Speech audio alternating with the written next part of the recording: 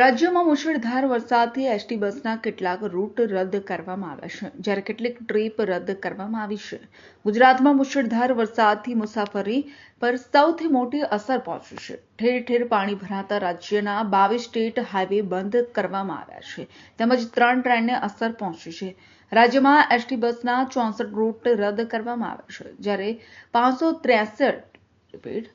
583 trip રદ કરવામાં આવી છે, જેમાં સૌથી વધારે પંચમહાલ, દાહોદ, મહીસાગર, આણંદ, ખેડા, સુરત અને વલસાડની એસટીની ટ્રીપ અને રૂટ રદ થયા છે. તો એરપોર્ટ ઓથોરિટી દ્વારા મુસાફરો માટે એડવાઇઝરી જાહેર કરવામાં આવી છે, જેમાં મુસાફરોને જણાવવામાં આવ્યું છે કે અમદાવાદ શહેરની વરસાદની આગાહીને જોતા ફ્લાઇટનું શેડ્યુલ ખોરવાઈ શકે છે, જેથી ફ્લાઇટનો સમય એક વખત એરલાઇન સાથે નક્કી કરીને જ એરપોર્ટ માટે નીકળવું અને જો ફ્લાઇટ સમયસર હોય તો થોડા સમય પહેલા જ એરપોર્ટ આવી જવું જોઈએ.